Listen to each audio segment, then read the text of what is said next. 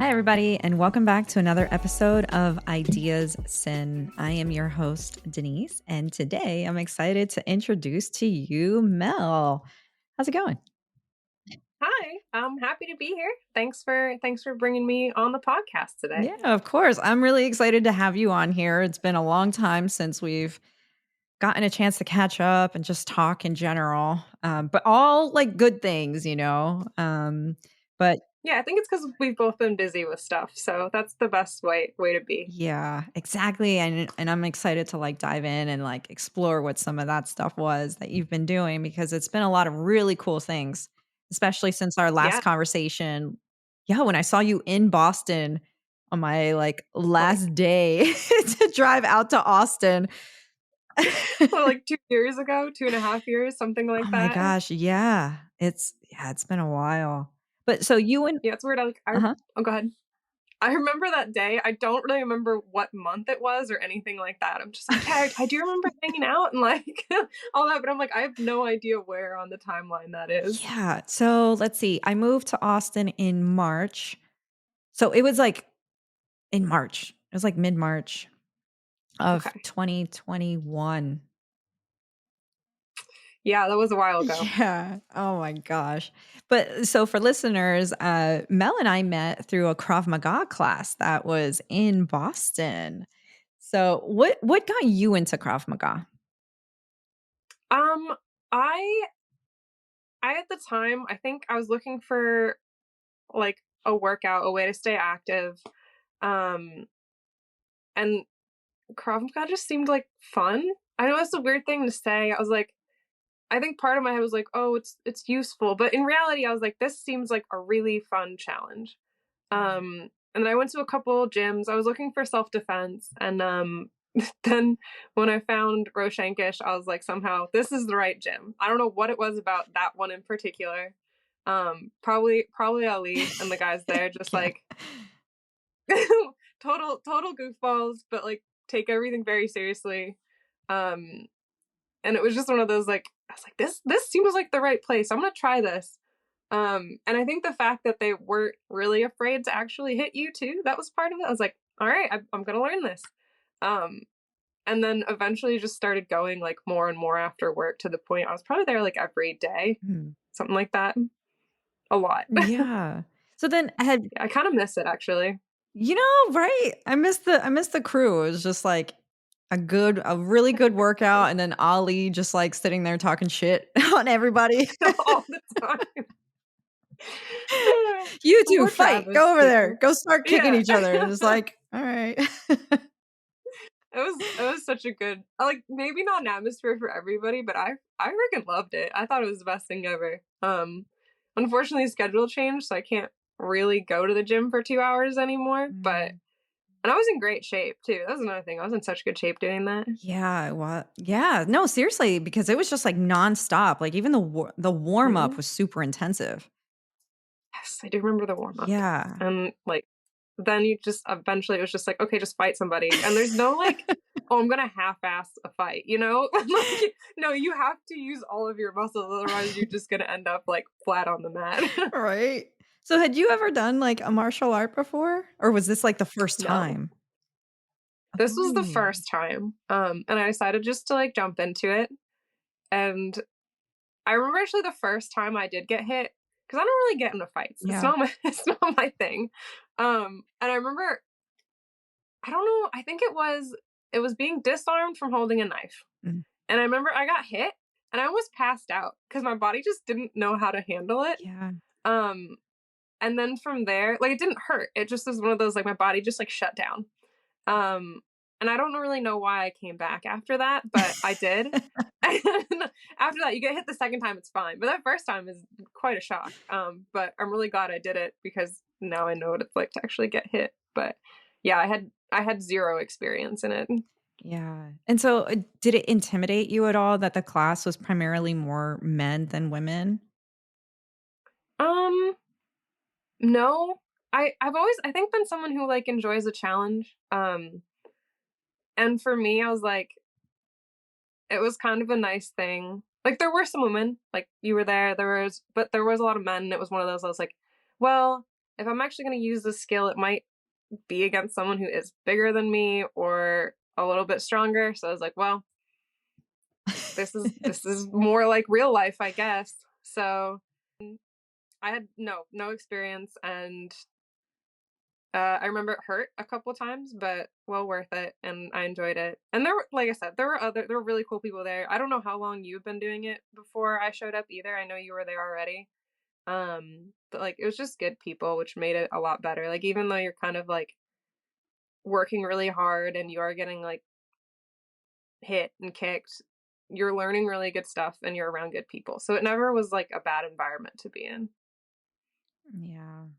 Yeah, when did you end up going? Was it, like, October? Or was it, like, closer to December when you started? I remember it was cold, so I want to say December. Yeah. But Okay.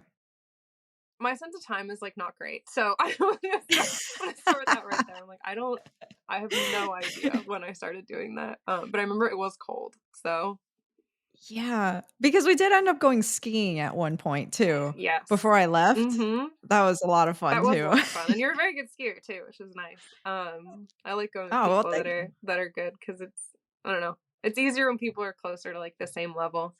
And you probably Yeah. outskied me, but honestly, kind of like I said, it's a good challenge.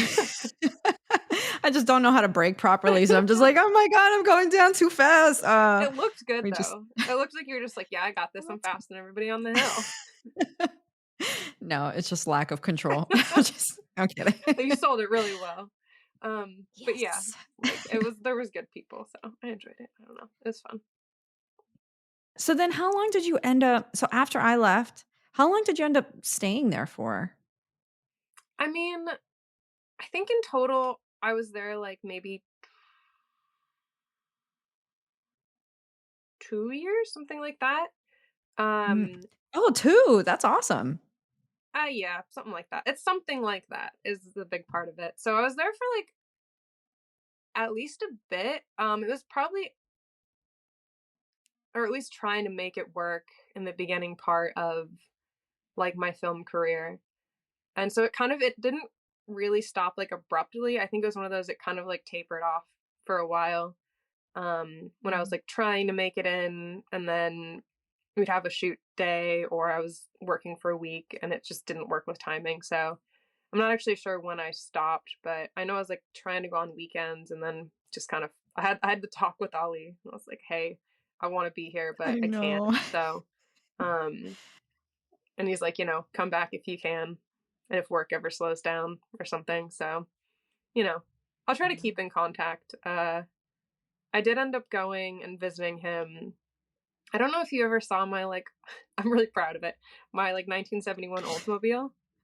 Um I think you might have shown me a picture, like, when we were in person, but I don't remember it, yeah, like, off the top it's of my like head it's a right now. convertible, so it only comes out sometimes, but I actually drove it like to the Krav Maga studio, and Ali came out and was like so excited. He's like, "You ever get rid of this car? Make sure I buy it from you." I was like, "Yeah, yeah, yeah. You're first in line if I ever get rid of my inherited fancy classic car." Like Yeah, right? so.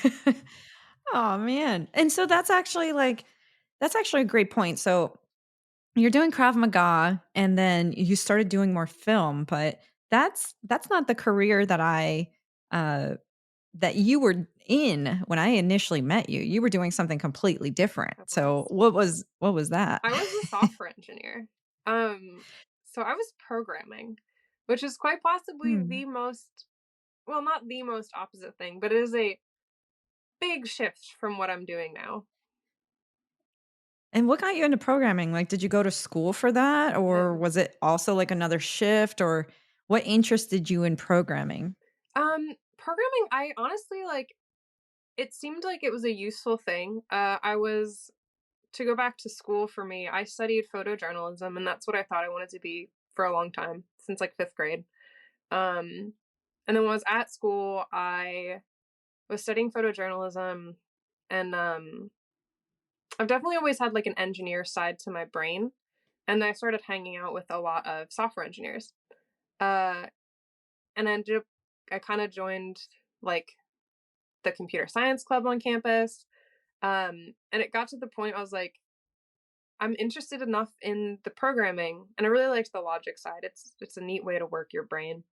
To the point where I was like, I'm gonna add this as another major. So I ended up adding computer science. And I figured, even if I do the photojournalism thing, it's really useful to have the other degree. And then I graduated, and one of the places I'd done an internship with over the summer had an office in Boston. So I was like, I'll just start with them. And then bounced to another company after that. And yeah, it was just kind of like one of those things that fell into place more than it was something I was like, I didn't when I was a kid be like, I dream of being a software engineer. But I Yeah. do think it's cool, and I think there's just a big part of me that loves like logical technical solutions. There's another big part of me that's like an artistic person, an artistic side, and I think I was doing my best for a very long time to like separate those sides. Mhm. And I ended up in a career, what I'm doing now, that actually integrates them, which was a much smarter thing to do than be like, oh, I'm going to be a photojournalist or a software engineer. Like those, it's better to be creative and a little tech savvy. It doesn't have to be one or the other. Yeah. And so now you're doing film, right? So Yeah.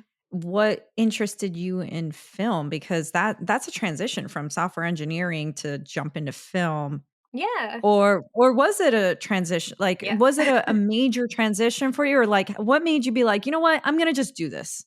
I'm gonna just jump in. um, COVID was probably part of it. I mean, we just talked Mhm. about being in a place where there's lots kind of going on and you're trying to figure stuff out, and what to do about like when you have that creative side like you do too. And for me, like, I enjoyed the software engineering job. um it paid really well. And when I was going to the office, I was like, this is great, I have people I can hang out with, I'm doing a job that is pretty okay. And then COVID hit, and I was like, oh my god, I'm not I'm not seeing people, and the job is just okay. It's not great, it's just okay. Around the same time, I have a friend who's in music, and she knew that I had been, really into photo. We talked about that photojournalism degree, and she was like, "Why don't you come on my music video set and just show up and take some photos?" And I did that, and the production company liked me. They invited me back for a couple of things, um, and it kind of just snowballed. Like all of a sudden, I was trying to do film on the weekends and photo on the weekends while managing the software engineering job, and I was having to turn down jobs because of the other job. Mhm. And eventually I was just like, I want to see if I can do this photo thing. I want to see if I can make it work. So I quit the software engineering job, which was very difficult and scary, Yeah. but it totally worked out. And now I'm doing a lot of lighting and film. Um, I'm a gaffer out here in based in New England, but travel around, and different job, but totally worth it. Like I don't know. This is the best job I've ever had, to be honest. It's one of those I'm like, this is the perfect fit for me as a person. So I don't know if you can find that thing. It's like you should definitely try it. Um, and it's worked out. I've been lucky. It worked out. Um, and I hope it keeps working out. Honestly. Yeah, seriously. So then when you got to that point where now both of these things are conflicting and you were like, "Oh man, like I really want to do more film, but I need to let go of this job." Like what were some of the things that you did to kind of prepare yourself for that transition? I mean, because again, that's you're cutting out something that's like I'm assuming the software job was salary, right? Yeah. Insurance, Yeah. salary, So all that, which are very nice things. yeah. Um, so the first thing that I did, like I said, I'm like a logical person on top of Yeah. being a creative person. So the first thing I did was like, okay, how how do I make this work? What do I need to make a transition like this work? And the thing that was high on that list was money, having something in savings. Um, being able to figure out how much I needed per month. Um, when I started, I actually moved to a different apartment um, that was cheaper. So I ended up moving because I was like, I really want to give the photo and film thing a chance. And to be able to do that, I need to cut my monthly expenses. So I cut my monthly expenses. Um, I did have to look into getting insurance month by month, which was pain Mm. and expensive. But that was the big thing for me was like in order to feel comfortable, I built up a pretty good safety net. And a lot of that for me was around money. And then I started trying to build connections before I made that jump too. Um, Telling people even that like, okay, I have at the end of this month, I'm done with my software engineering job and I'll be available full time.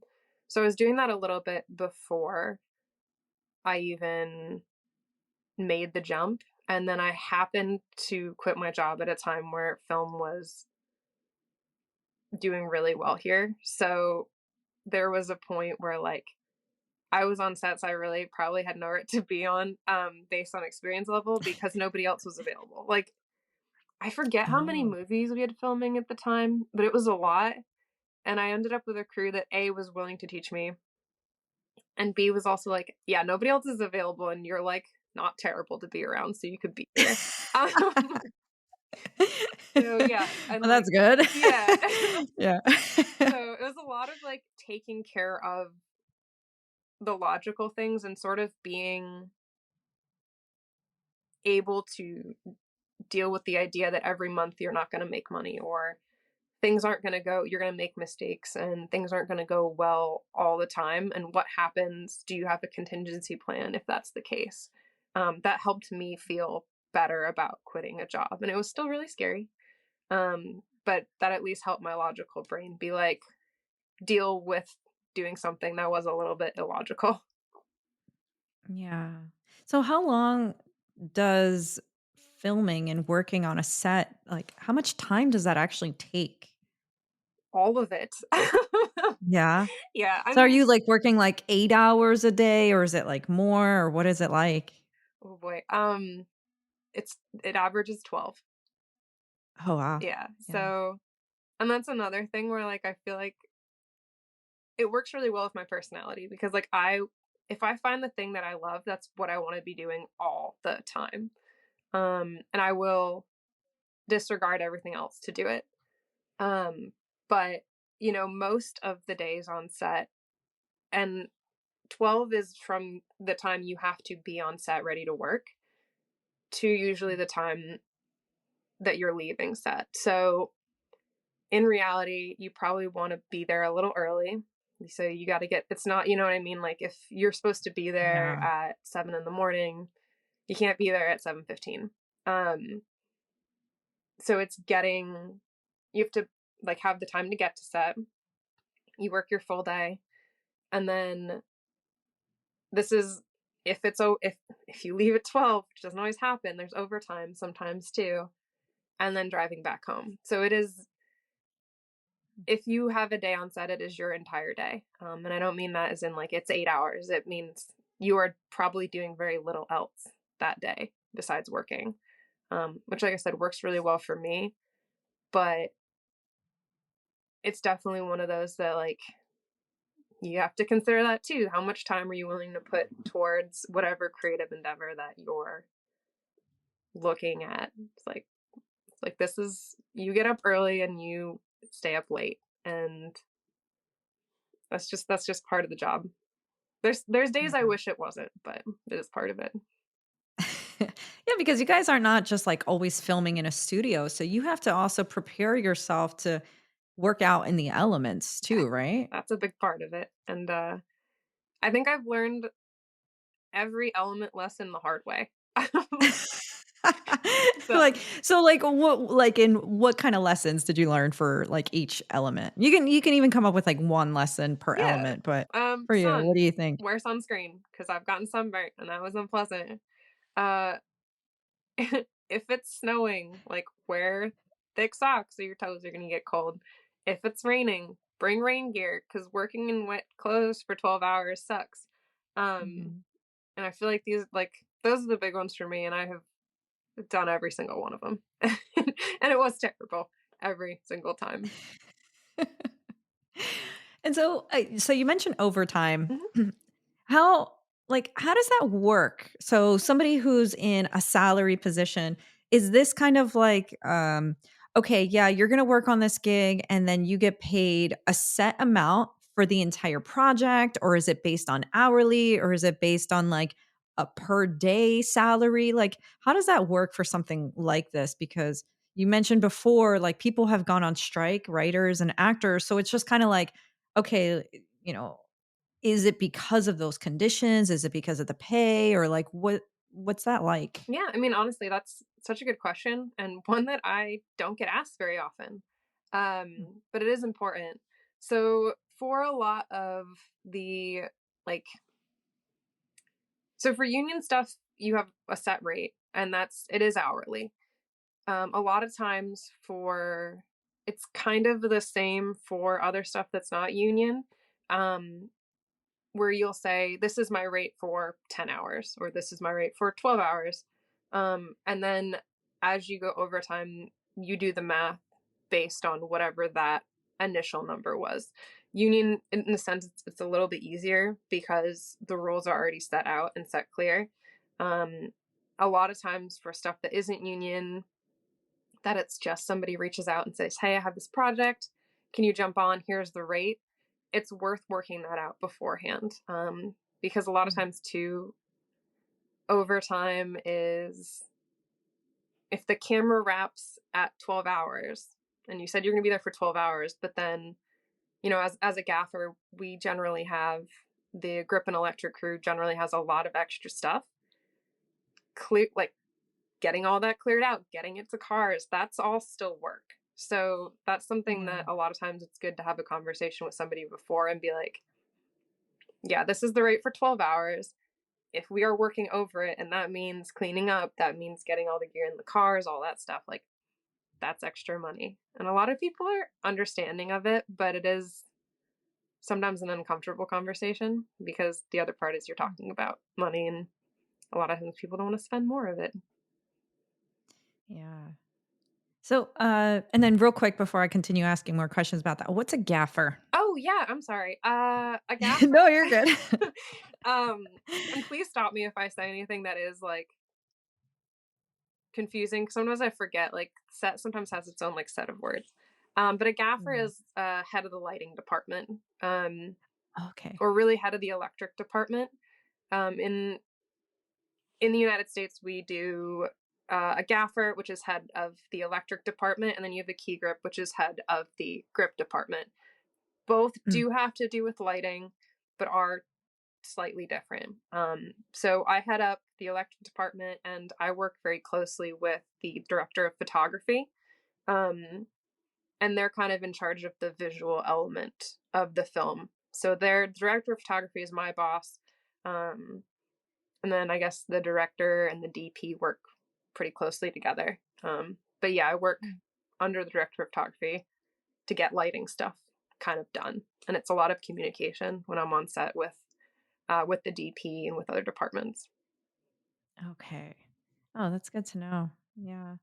So when you're going into the contracting phase, so I the way that I've been looking at gigs and things like that, it's like you have your freelancers, you mentioned that you can join a union. But like do people just create their own companies and then like offer that too, or is that kind of considered like a freelance, or what's kind of like the difference, and like how do you even get into a union? Yeah. So all of the above. You definitely have Yeah. people that don't do union work but have their own companies, have their own LLCs, and might work on like commercials or stuff like that that isn't, a full scale movie. Um, and that's totally viable. If you're somebody like,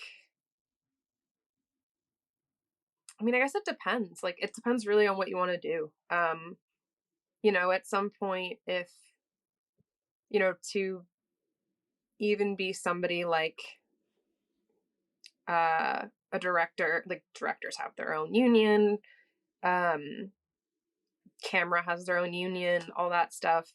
And to work on like the biggest shows, you do have to kind of be a part of that, but you can do a lot of shows for a very long time without being in the union and make a very good living at it too. And I think for a lot of people, they'll know when they should go into the union. Um, but I think all of it is freelance, Hmm. although it gets a little tricky with taxes, but I'm going to ignore that because it's not fun to talk about. I know tax season is coming up. Oh, because I'm like, now I Yeah. have like a stack of papers this big and I get to talk to my like tax person and be like, yeah, I know. I had a whole discussion with like the first tax guy I worked with where he's like, you're a freelancer. I'm like, yeah. He's like, but you have W-2s and W-9s. I was like, yeah. And he's like, well, one of those you can't be a freelancer. And I was like, well, I don't know what Wait, to tell what? you. I am doing it. He's like, we can only have one. I'm like, I have both. Please make the taxes make sense. Um, but yeah, like, Figure it out, please. yeah, he did. We got it figured. But Yeah. um, yeah, so you can also like if you're doing commercials and running your own company, you can totally do that non-union too. Um, like a photographer would, if they're on a film set, would probably be part of union. But if you're looking to do photography just not on movie sets, there's no reason for you to be part of the camera union. Mm. And there's plenty of work that is not union that you can do smaller movies. Um, you can do, like I said, commercials are a big one. Documentary a lot of times is not union. Music videos a lot of times is not. And all of those, there's still money in, and you can still. I mean, they that basically supported me when the writers' strike happened. So Oh, totally okay. viable. It's just one of those what is it you want to do and then all that. I did end up joining IATSE 481, which is our union out here in New England, Mm. pretty quickly because I found myself on union sets quite often. Hmm. And eventually, like I had the days, and if you are working more on those sets, they hire union first. So for me, it made sense. Doesn't always make sense for everybody to jump right to the union. Like, look at the work you're doing and what you want to do. So, if somebody that's interested in getting into film, where would they even start to look for work? Because like there's a lot of places within the US that are not necessarily central to film. So if they're like interested in looking up gigs or starting their own little thing, like what would be some recommendations on how to even start looking or how to even start charging based on the area that they're in? Yeah, definitely. Talk with people. That's a huge one. Um, my experience was a little weird. Like I sort of fell into film by accident, which is Mhm. like I just happened to, like I said, I had a good friend that she was making music, and she said, "You want to come to this set?" And I said, "Sure." And I showed up. The production company's like, "You want to come to the next set?" So I was like, "Sure." Um, and things just kind of happened. But I would definitely say like if you can get yourself onto a set, and a lot of times that happens for people as like a PA. That's a good place to start. But definitely talk with people. A lot of places have kind of like meetups you can go to and you can meet people. I mean, you can probably be brave enough to email smaller production companies in your area too and just say, hey, I'm interested in this. I was wondering if you need a PA. Here's my name and information. And just see what happens. And once you kind of meet one person and they know who you are and your work ethic, a lot of times they'll introduce you to other people. They'll, if you're I mean, honestly, if you work hard and you have a good attitude, a lot of times people remember you and they'll pass your name on. So it does kind of Mm. snowball once you get started. The other thing, I think we mentioned earlier, was timing. So I did get pretty lucky, completely by accident, in that when I started looking for film work, it Yeah. was super busy here, which means that people were willing to take on just like about anyone. Um, and I happened to get my name out to somebody who was like, yeah, we'll bring you on, but if anyone better comes available, you're out. So, just showing up as much as you can, getting on a set, showing people you work hard and you have a good attitude goes a very long way. And then the other half of it is sometimes being patient. It might feel like things aren't going your way, and it's sometimes really hard to sit at home when you don't have any jobs on the table, but sometimes that is what freelancing is. Um, and that might be one of the worst parts about it, is sometimes you're just sitting there being like, oh my God, are people not hiring me because I'm terrible, or are people not hiring me because there's no work? And that's really stressful. But yeah, just however you can kind of get your foot in the door, you know, email those small production companies, um, talk to people you know that are on sets, um, go to any sort of like film meetups or anything like that. If there's a rental house in your area that does grip, electric, camera, um, probably even a prop house, see if they're looking for people to help out, and either do a couple hours a week. You'll get to meet people there. So we have a couple big rental houses in the area, and a lot of people start there too, because you're working with gear loading onto trucks, you're working around the people who are on set already, so they'll get to know who you are and things like that. That helps a lot. And then just being patient. And so people transitioning into something new like that, can you like, do you expect for them to make money the first time? Or is it one of those things where it's like you just show up and you technically volunteer and you work without pay for a bit Ooh, until you establish those connections? hang on, I'm gonna get rid of this voicemail thing. Mhm. So you're gonna hit on a kind of a personal topic there. I know there's Oh. probably a lot of people who will say, no, you have to do things for free. You Mm. can, if that's fun for you. And I've definitely done my fair share of free projects, but to me, if you are showing up on set, you should be getting paid.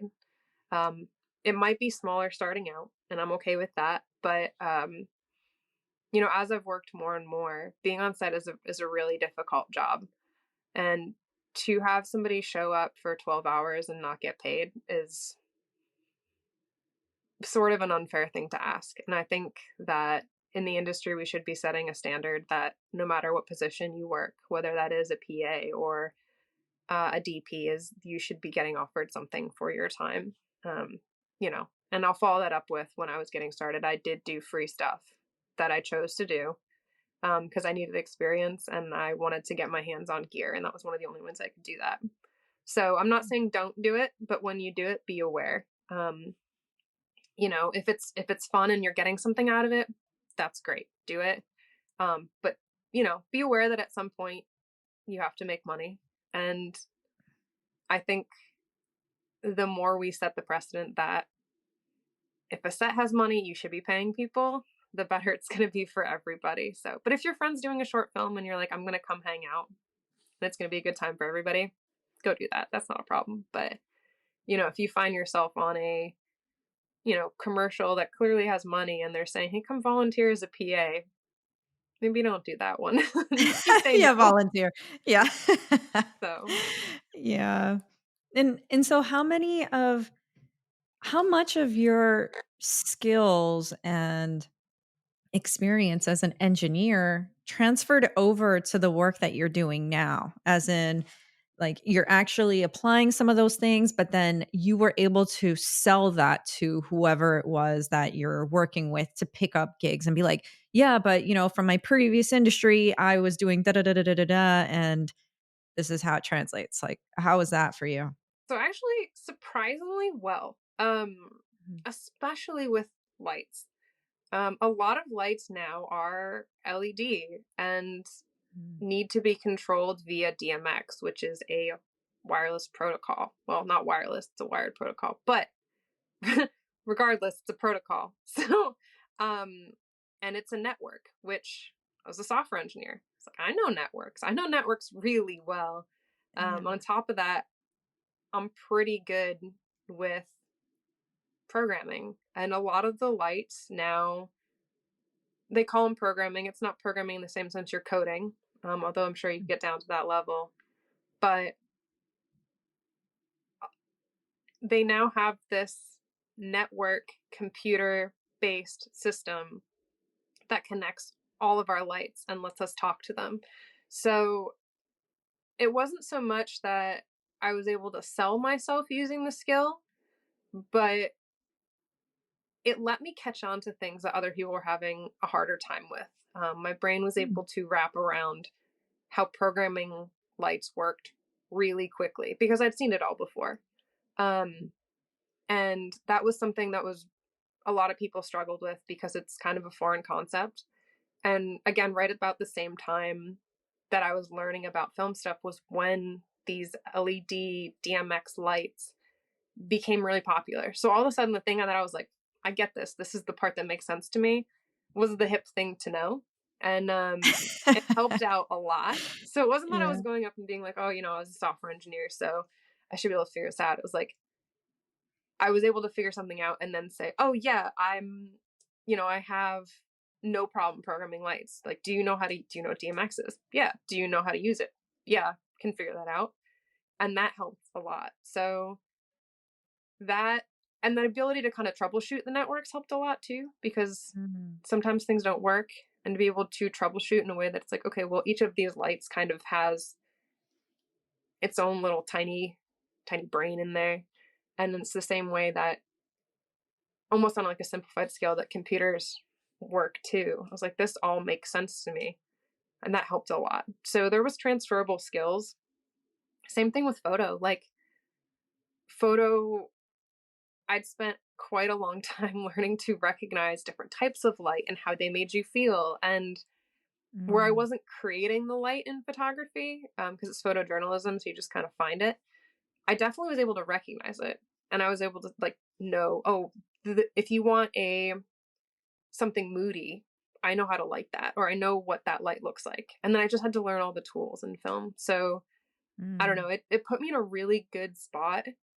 I don't want to say I'm glad I didn't go to film school, but I'm glad I didn't go to film school. Like this, what I ended up Yeah. with was such a unique combination that I don't, I didn't know this job existed, but it was probably the best combination of Mm. things I could have for it. Yeah, that is really cool because, like, obviously, like, with photo, it's a very visual thing, and so do you as far as the lighting is concerned, I mean, like, do you have to climb up to hang things or, like, what kinda light work are you doing? Is it just, like, set up on the stands and it's groundwork, or are you climbing and hooking it All up in of random the places? above. Like Oh yeah, yeah? all of it. So I'm still I'm a young gaffer. I'm still learning to be a gaffer. So I work under very talented gaffers in the New England area, and I'm lucky to do so. Um, as a gaffer, you're usually giving more instruction. You're being like, okay, well, I talked to the Mhm. DP. We're going to put a light here, here, and here, right? But when you're working as a third, which is what I do often, um, that's when you're the person putting the light here, here, and here. Okay. And that Yeah. might include, going in a lift and adjusting something in the ceiling at a stage. That might include getting the right light off a truck, putting it on a stand, and setting it up where the gaffer wants it.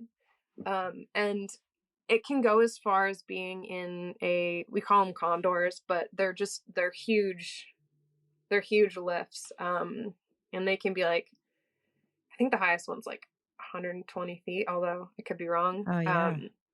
I'm not a big fan of them. But, that could include going up in a lift that's 60 feet in the air and adjusting the light. Mhm. So it's definitely all of the above. So it's knowing your gear and it's getting it Mhm. done fast. I work mostly on set. So when things need to get done, it's always like they needed to get done usually 2 seconds ago. But it also Mhm. needs to get done safely. So it's being able to work safely, smoothly, and efficiently to get a light where it needs to go. And my job also involves power. So power distribution is huge, even on smaller sets. But bigger sets, you will see generators get brought in because you're drawing so much power to a set, and you need to be aware of where that power is going to. If you have so much going to this light, you then have to balance out all the rest of the legs, the generator, and a bunch of other stuff that just keeping everything smoothly. You have to make sure, you said you had a friend that does like hair and makeup. Hair and makeup has power. How are they going to get power? You have to run them that line. Or if you're doing a small set, Mhm. you have to make sure they don't plug in a hair dryer that trips the circuit. So Oh, things yeah. like that. um, Has that happened? oh yeah, oh yeah. Oh, I think really? Oh, I man. did one film where HMU was upstairs and like it was one of those where like we're in this old Boston house.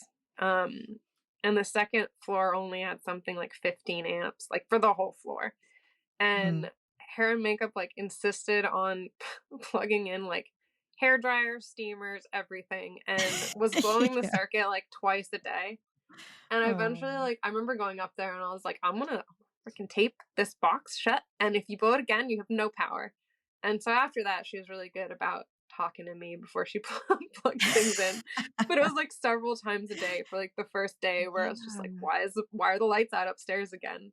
And she's like, oh yeah, I don't know. I just like plug something in. I was like, we gotta let me know Oh, before you plug in 8 things. So it definitely happens, but it's yeah. also having a conversation with different departments, like that communication and letting her know, like, if you plug all these things in, the power goes out. So we'll figure out exactly how many you can plug in. And if you need any more, just let me know and we'll do the math together and things like that. But yeah, it happens Mm. not on big sets because there's more power, but on the smaller sets where you're working off house power, yeah, it happens. Oh, wow.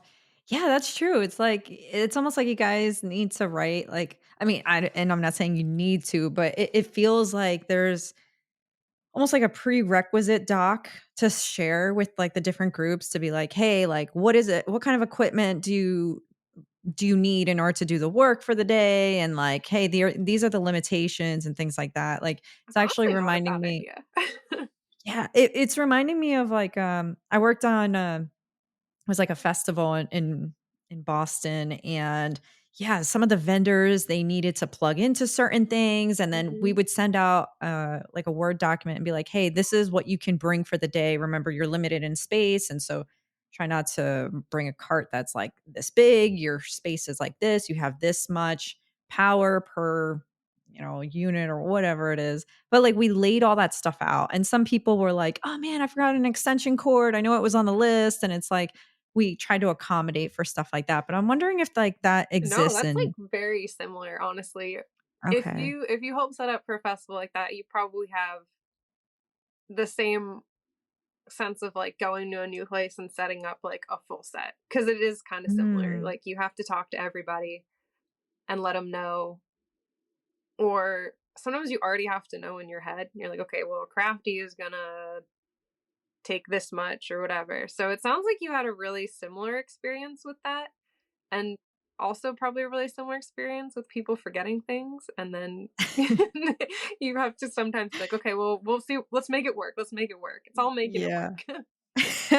No, it really is. It's just and it's interesting too. I'm just, like, thinking of my own work, and, like, we just have so many documents and procedures and requirements, and it's like, da, da, da, we need all these things to set up a project, so it's like a lot of project management operations, but then, like, I don't know. With my work, I have to work with a lot of different departments anyway. So I'm Mhm. always like, hey, I got to work with legal, got to work with quality, I got to work with, like, I don't know, mechanical over here and manufacturing and Do you think the whatever. And I have documents, to learn the like, language. yeah, oh, definitely. Do you think the documents slow stuff down sometimes, or you think they're necessary? So it depends on the organization, like the group that's using it. There are some organizations, larger companies that are very archaic, the grandfather companies. Their processes are so slow and they have a million documents, and then even if you follow those documents and procedures, it's just, like, super lazy and this and that. Then there are others where it's, like, more mid or small. They have those documents, but again, it just has to be optimized to be like, cut out all the fluff. Like, you need a bullet point, like, okay, this is what you need. Just make it very clear because everybody's like thinking of stuff already. They have so much stuff to do. It's like they don't need to read an entire paragraph. So it's like, okay, equipment, you can have this, this, this, and this, or startup procedures.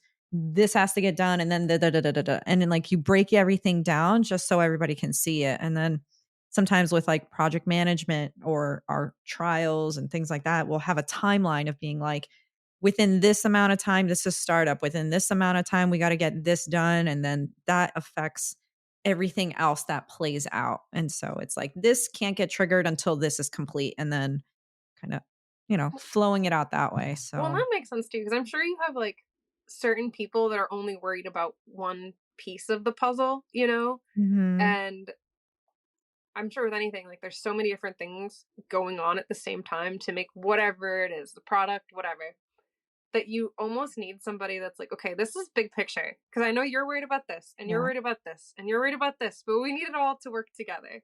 And that's sometimes I feel like that's a difficult job in itself, just getting everybody to work together. Yeah. Yeah, and it's true, and I've had to do that plenty of times where it's like, I go and I'm like, "Look, we gotta get this thing done, like, what do we have to do?" And they're like, "Okay, well, this is our procedure, this is our process and typically our timeline and why it takes a long time." And then, like, I'll go and I'll look through the process and be like, "Okay, well, this doesn't make sense, like, why do you guys do this? Or why not optimize it for that? Or blah, blah, blah." And they'll be like, "Oh, that's a great idea." And if it is a flexible company, they can you can quickly change it, Hmm. but then there's other companies where it's like, "No, you have to go through all this stuff in order to, like, change it." And then eventually they don't change it. But That's a yeah, bummer then to go through all that and then be like, no, actually, we like it the way it is. We'd like to spend a week I on know.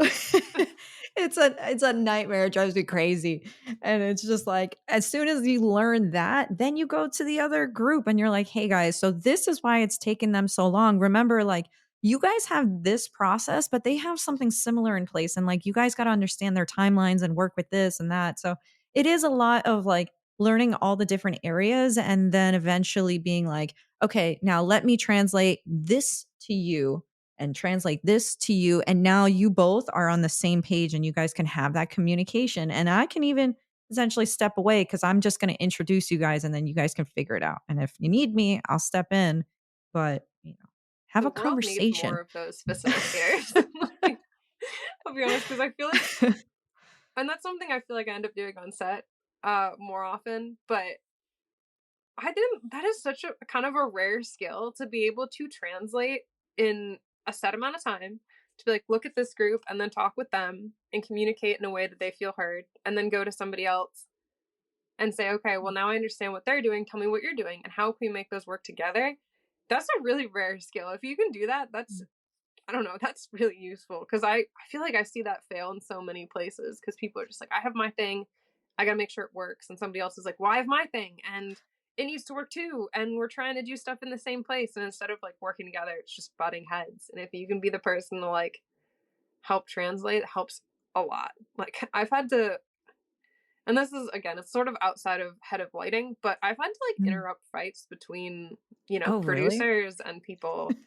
I'm not going to name Dang. names on any front because they're Yeah. both wonderful people separately. They just both had a tense moment, and I like came out of the set, and somebody on my crew and a producer were like close to yelling at each other, and I had to be like, guys, like Mm.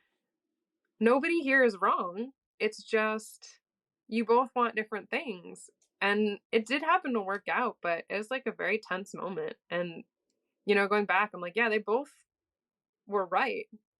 They both just were had a different way to achieve kind of the same thing. And by the end of the day, they totally worked Mm. it out and it was fine. But it's definitely like it's hard to get that idea across sometimes that it's like you both want the same thing, I promise. At the end of the day, we all want the Yeah. job to get done. Yeah. You use your Krav Maga skills. Ha! Ah, not yet, but I'm sure I'll be proud. The first day I whip it out, Oh my somebody god, that'd be awesome. is I like, you almost heard wanna about this? be there. Just don't do it until I'm there. I wanna, like, witness it, and then I could just, like, I'll record Yeah. it, and then we can make a cool video out of it. Absolutely. Well, I'll call you if it ever gets that bad. Like, you better you better get here soon. Things feel tense. I know, right? I hope I remember any of it. I'm like, it's been such a long time since I've done like Krav. I just joined a Yeah. gym that has like a punching bag. Yeah. Um, and I'm a little bit like nervous to use it because I'm like, I know how to, but it's been so long. I don't want to like look like an idiot. Like I don't know what I'm doing. Yeah, I feel that too. I'm just like, man, like, I don't want those skills to just, like, dissipate and for my body to forget it, but it's, like, weird. It's when you're put in a certain situation, you'll be surprised how quickly, like, your muscle memory kinda kicks in and you're just like, "Holy shit," and then I mean, you're not gonna karate chop somebody, but, like, like, muscle memory will just kick in when you Mhm. least expect it, and it's just like, "Oh, wow, okay," like, I still remember some stuff, but yeah, it is good to, like, still remain a little sharp, still Mhm. work on those skills so they don't get too dulled out, you Yeah. know? Have you been doing, like, Krav or anything out in Austin, or took a break? No. No, when I first got here, I was let me see, I would go to the gym and I'd hit the bag and I'd practice and all of that, and I joined flag football. Perfect. Oh my god, this is a perfect example. So, you know how, like, in Krav, we would practice, like, getting hit, and then we'd have to roll on the ground and get Mhm. back up again? Yeah. So, in flag football, that happened to be a number of times where I would, like, crash into people and, like, I'd hit the ground, but I would roll right back up and I'd be, like, ready to go. And one time, this guy and I, like, we collided and our knees, like, just hit really hard. And I felt that, like, he hit the ground, I hit the ground, but I rolled and I got back up and I was like, "All right, I'm ready to fucking go. Like, let's do this." And I look over and he's like lying on the ground and he's like, "Ah," and I'm like, "Man, are you And he okay?" looks like And a he's like, superhero just rolling away from it. yeah, people are like, "Dude, are you okay? That was like a pretty intense hit." I was like, "Yeah, man, like that wasn't a big deal." And talking to the guy, I felt bad. I'm like, "Yeah, yeah, yeah, I felt that too, but, like, do you want some help? Let me, like, help you off." And it's like me being this super tiny, skinny girl helping out, like, this, like, bigger dude, like, to the sideline and being like, "Oh, sorry, I busted your knee, sir." Like Yeah, and it looks like you just took him out. exactly. Yeah, I mean, it happens, but, like Oh, yeah, but that was the perfect instance of it where it's like, I never thought that I would just, like, hit the ground and get right back up, like, on Mhm. instinct, and it's just like, wow, that's cool, that skill translated in Yeah, pretty and your deep. body, like, knew what to do too, because 'cause I'm sure you didn't think about it, like, I'm sure it wasn't like, "Oh, I got hit, let me roll away." Like, it has to happen so Yeah. fast, so it's wild that your body, like, remembers stuff like that. I know, so watch, something's gonna happen and you're gonna be like, "Oh, wow, my reflexes, like, were bomb." I think I just gotta go to that gym and hit that bag is what it sounds like. Yeah, you 'Cause should, I'm sure yeah. I have gloves they're downstairs in a bag somewhere, but I'm like, "I have all this stuff still, I'm just gonna go to the gym and hit the bag." Doesn't matter that Yeah. everyone's there watching, I'm just gonna do it. Oh my gosh, now I wanna go do that. We'll You go hit, should. like, the bag together. Yes. S Be like, awesome. in spirit, we're Yes. just gonna go beat up the bag.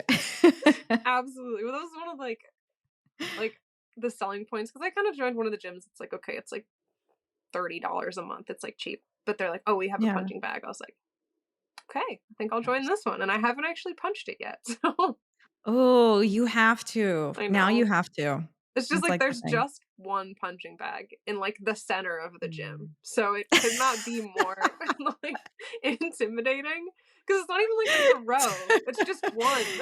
Yeah. But I'm You gonna do gotta it, set I'm up gonna do it. lighting. Set up the lighting so it's just like you're the star of the show. You're center stage and you're like, One "Imma spotlight show you over it. guys." Oh. Exactly. I'll just make it less intimidating by making it just the focus of everything. Right? I'm gonna do it though. So I'm gonna do it. My body will hope to remember like yours did with the roll, and I'll just start punching. You will. You will. It is. It's just kinda like refreshing yourself and I mean, like, are you kinda going back into it just for, like, physical activity, or are you going back into it because you do wanna refresh your skills, or, like, No, what's the I reason of needed getting to back to get it? yeah, I needed to get more strength training. So Mhm. being on set's like really physical because a lot of the lights are heavy. I do Oh, work with yeah. mostly men. Actually, sometimes I work with only men, and they're all wonderful. But Mhm. some of them are a lot stronger than me, and I'm very competitive. So my competitive spirit kicks in, and I was like, well, I I'm feel gonna that. go to the gym and be stronger. So I was like, I gotta go to the gym now. With the strike and everything, I definitely like lost a little bit of muscle. So now I'm Mhm. like, okay, go back to the gym, get wicked strong, get back on set, and be stronger than everybody else. But that's just in my head how it's gonna work out. Yeah. But it's definitely like a strength thing, just to be able to like lift the lights and all that. And I was like, ah, I gotta make sure I'm keeping in shape. So plus exercise really is good for like I think just the creative process and everything, Mhm. mood, all that thing. So I'm like, I gotta Like in start doing it for that. like in what way for you, do you think? Focus. Which Mm, is such a weird thing that I don't think I really noticed. Cause like when I'm on set, I'm like focused. But especially with having a little bit more downtime this year, I was like, I'm not really staying focused on a lot of stuff for a long mm, time. And then I noticed the days I was like working out in the morning, I could stay focused longer. Don't know what chemical that is, but it's mm. definitely helping. So, and I think maybe even when I was doing Krav as like a software engineer, I think that was part of the reason I could sit at a desk all day was because I was at Krav. And then I would work out whatever it is at Krav and then be able to sit and focus the rest of the day. It's like I can't, it might be on set, I'm moving too, so it helps me focus, but I can actually Mhm. sit down and get like something done, whether that is doing emails. Um, I'm helping actually the same friend that got me into film with her music video. So we've been like writing scripts and ideas and all that kind of thing. Whether that is sitting down to write one of those scripts, anything, just being able to actually like focus is huge because there is that element of creativity where sometimes it's fun for 15 minutes, but like you do need to sit down and finish projects. So I need Yeah. it for those past those fun 15 minutes. It's like I actually need that just like, okay, we gotta focus now for 4 hours. Just sit down, write it, get it done. So it helps me out a lot with that.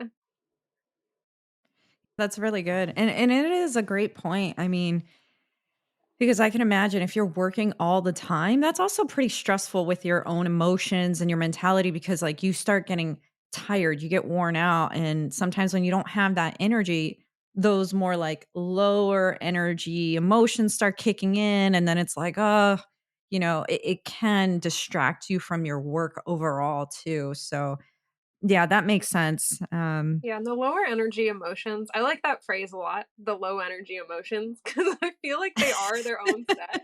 Like, I'm Yeah. like, They're I'm all feeling low. emotions, yeah. Yeah, I'm feeling low energy emotions right now. They're like mostly negative, and I've noticed they also like when you have to talk with somebody else, if you're not feeling high energy, you're not feeling good, people pick up on that. So it's good Yeah. to have kind of like those high energy emotions for as long as possible because when you are communicating with somebody, you don't want to you don't want to sound moody or like you're looking for a fight or anything like that. And sometimes with so many people around for work, you need to just have a good attitude because nobody wants to be around you if you have those low energy emotions. That's very true. I've definitely felt like that and within my own work as well. Like there would just be times where it's like, man, I'm just not feeling it. And when it's the same issues constantly popping up too, it's like, dude, there's only so much that I can be patient without like really being more stern about things. And it's like my tone, it's a serious tone. When you get that tone, you're like, oh shit, yeah, Hmm.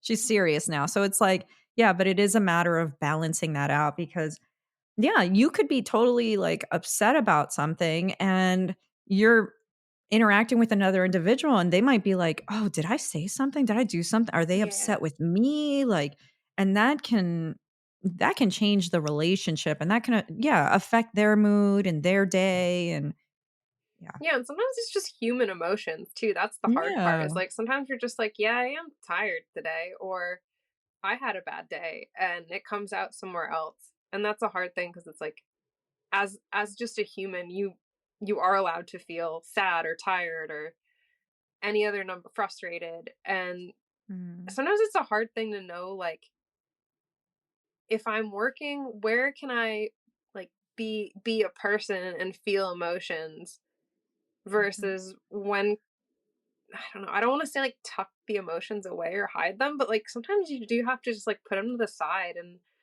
where I'm definitely like that's not healthy, it's hard to have like I don't know where that balance is at a lot of jobs. Mm.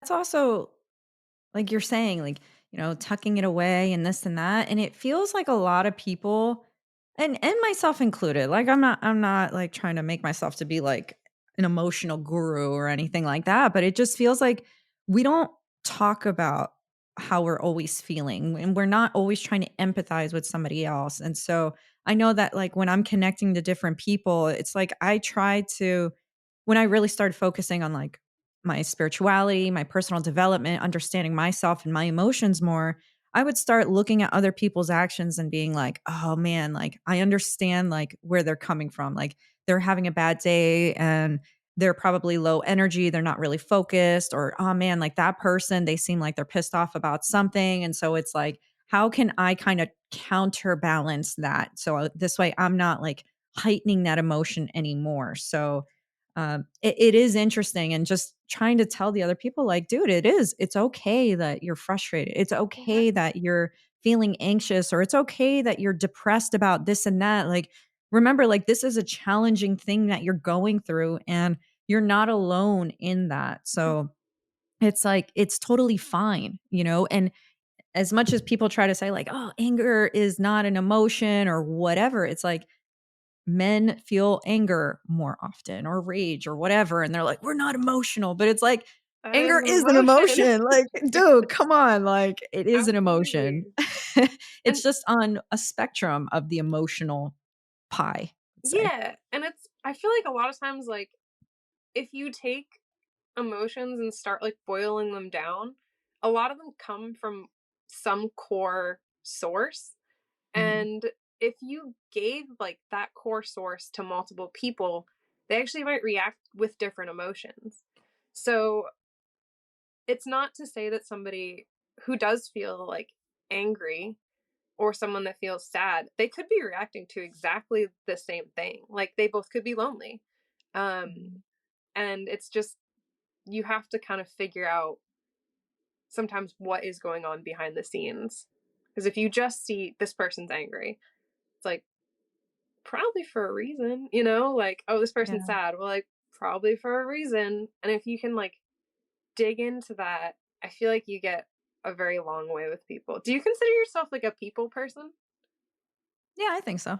Do you like people? Yeah. Okay. I say that because it's like, yeah, like I really love people, Mhm. and deep down it's like I always see the best in individuals, and I'm always like, man, like we can make this such a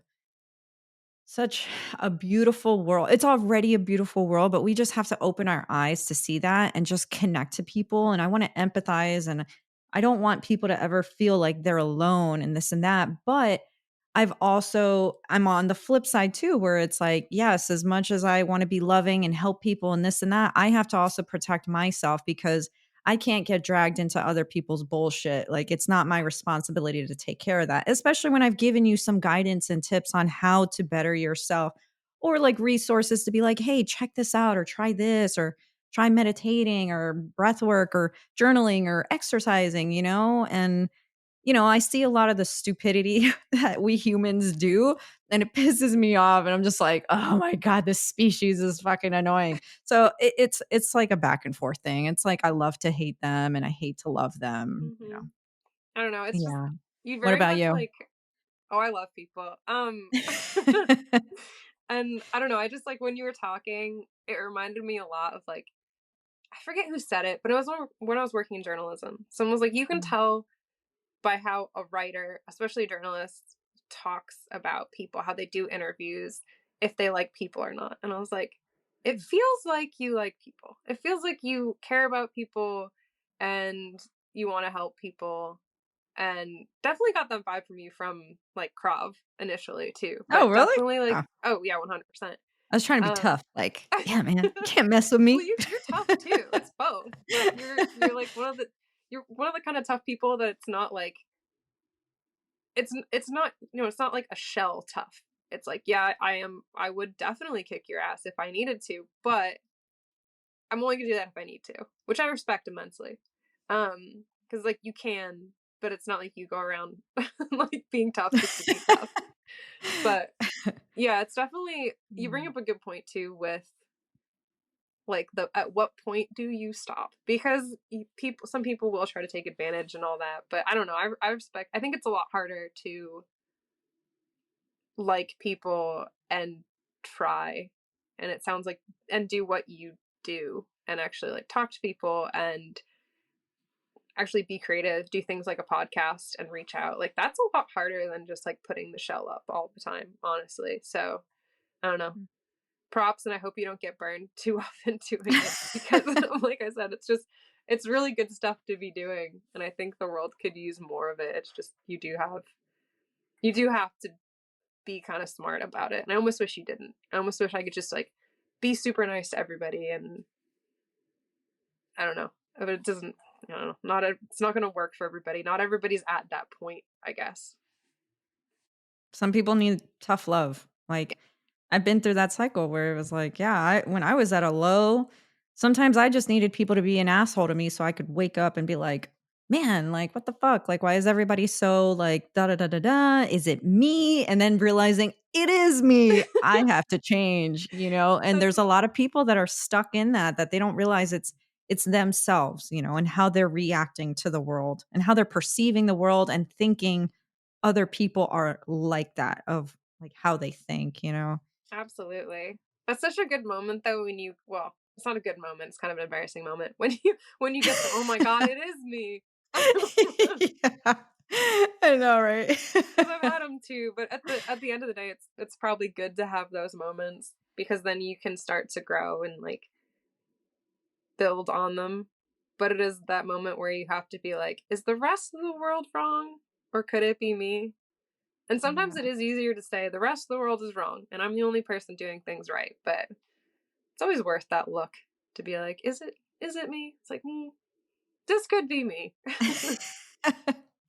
Yeah, yeah, and it's part of the growth cycle, you know, and it's hard when you are just you it's like we kinda alluded to it earlier, is like people who are lonely, like, there's such a disconnect in our world today, and so many people are feeling lonely and isolated, and then they're just glued to social media or the TV, and they're seeing all this negative stuff, and that's all that's ever getting into their brain versus like, "Yo, yeah, I'm gonna go out and establish a community, a diverse community." That's very important too because you Mhm. can go into a community and if they're very like single-minded in how they think and act, that's not healthy, at least from my perspective.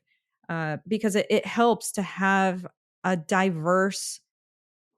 like diverse perspectives, like from older people, younger people, people of varying cultures and demographic backgrounds. Like that's how you learn the most. And you find so many connections that way. Like you learn so much and you grow so much faster as a person. So I think that's really important. But yeah, it's to your point. Like that's why some people connect because they're lonely and it's a matter of like how they use that energy. Are they going to use it to be better and like yo, let's feel better about, like, joining Absolutely. together, or are they gonna be like, "Let's destroy the world together," and it's like, you know, whatever. Hopefully not. I But know. I think you're right, like, I don't know, that diverse community thing is so important because it's almost hard to explain, and it was a tough thing because, especially being one of the only women sometimes that works in grip and electric, um, there are people that, like, don't always see the need for diversity, and diversity Mm. strengthens a community so much. Like, you don't and it's not a bad thing, but we all have our, like, point of view, and that's how we see the world, but if you can all of a sudden take a group that has so many different points of views, you know how much more of, like, a complete picture you get of the world? And I think that's really where it's, like, important, especially in film, to say, "Hey, we need more diverse voices," because all of a sudden and filmmaking is all about storytelling. All of a sudden, you went from having basically one type of person's point of view or one person's stories to hundreds or thousands of people's stories. And it makes, I think, like, storytelling so much richer and any sort of community so much richer when you can include different voices. And it will make listening to different voices, to me, makes you better as a person, makes the people around you better as a person. Like that's a huge thing to include in a community. And I do think, I don't know, I hope as people, like, we want to reach out and grow and all that. And I think you need diversity to grow. Yeah. Yeah, definitely. I mean, it's like thinking about music, all the different elements involved in creating music. When you're cooking, all the different ingredients involved in cooking. Like, yeah, you can have singular ingredients and they all have their own style and their own taste and their own purpose and all that. But like, when you can go and combine a bunch of different ingredients and cook them in different unique ways, like you can come out with masterpieces. And that's like the whole point of diversity. And then even just as us humans, genetically, our DNA is constantly looking for diversity through experiences, through different people, through foods, like so many things because it's going to allow for it to adapt more and to survive. Like ultimately, we're here to survive. We're like we're like vessels for these DNA strands, and we're just trying to optimize the way that they grow and change so that it can continue surviving in this world. And it's like, you do that with people too. You got to diversify that and you increase your intelligence, your experience, and like, Yeah, it's one of those yeah, win-win situations. And like there's yeah, not everything's win-win. I'm like, that's one. Let's do the win-wins. Those are great. Nobody loses. yeah. Exactly, exactly. It's like, what is it? Like another person's trash is another person's treasure type of Mhm. thing. It's like, yeah, just because like you might not be into this doesn't mean it doesn't help somebody else. And they'll gladly take that old bicycle off of your hands that you don't want. And it's like, wow, now you get to get a new bike and somebody else has a bike that you want, for Yeah, example. It's just like, it's just that nice like system there. It's a nice flow. absolutely. And I feel like I'm usually the person that's like, "Hey, I will fix up a bike." But I now have like 2 bikes in the garage right now. See, you come to Austin, we'll go cycling. Yes, I would love that Yeah. because I'm not gonna lie, it's a little snowy and gross to do it here, so I haven't been motivated to actually go down in the garage and fix up those, but eventually. Well, I mean, that's like another project you could just take on. Oh yeah, there's always projects. There's always After the projects. punching bag. Hopefully Gotta do that that one's first. just I go to the gym, I punch the bag, all of the knowledge comes right back into my head, and everything's good, but Yeah. Aw. Well, as we start to wrap things up, Mel, you've given me like so much knowledge and wisdom within your own industry and your own experiences, and being a woman in a predominantly male industry, and just even the kind of work that you do, because even with engineering and programming, that's also like a pretty like male dominated area. Like it requires a lot of resilience and adaptation and nowadays it does require a bit of, strength, perseverance, and just having the balls to go and do it and not being intimidated by like who's around you. And so I like give you props for that. I love seeing other women that are putting themselves out there and proving to others like, hey man, like I'm just as good as you. It doesn't matter what the gender is, like, and I'm just as good as you and I'm helping you. I'm bringing you extra knowledge to help you learn as a person. So well, yeah, thank so I you. I appreciate appreciate that. that. Yeah, no, and this has been awesome because I feel like this we got into just like good ideas, and I love just talking ideas. So that was awesome. Um, and yeah, like maybe I'm a little bit too stubborn. I don't know. Maybe my stubbornness has served me kind of well in the field that I'm in, but a lot of it was like it was just I see other people doing that. I'm pretty sure I can do that too. And that might be blind stupidity, that might be stubbornness, that might be I don't know, some other thing, but it served me really well. And you know, I think part of it too is like taking into account there are some things that I can't do, but I'll figure out my own way to get the job done. And that's been a huge thing for me too. And I think that's one thing for everybody too is like if you see something and you're like, okay, well, maybe I can't do that the way they're doing it. I promise you there is a way you can do it. And it might be better because it's going to be your way. So I don't know. That's huge. Yeah. No, I love that. It's true. It's just like, remember your own unique abilities and skills. Like, that's Hmm. so important. Yeah. And so is there any way that our listeners can reach out to you or check out your work? Yes. Yes, absolutely. First of all, I love people. I think we already mentioned that. And I really do. So if anyone wants to talk, wants to chat, wants to just like see what I'm up to, get a coffee, hire me is fine too. They can absolutely reach out to me. My Instagram handle is at mel.nesteruk, and Nesteruk is spelled Nesteruk. And yeah, I'm always more than happy to chat with people. And if they have questions or if they need a good gaffer, anything, or if you just want to like talk to another person, I'm here. Oh, that's awesome, and I appreciate it, and people, don't blow up her phone, okay? Like, give her some time too, she needs to relax. Oh yeah, I mean, if I'm on set, you I'm might not kidding. hear back from me for a while. So Denise knows I'm not always the best at answering emails, but eventually. No, and that's totally okay because I know you're busy, and it's just like, I know we're gonna connect eventually, so it's all Hmm. good.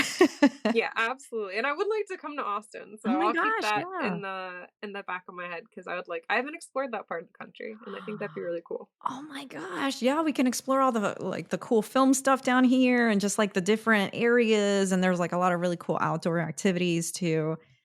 Yeah, I keep hearing good things about it. Yeah. I definitely wanna check it out, and I don't know, it was so nice catching up with you too, 'cause it has been probably too long.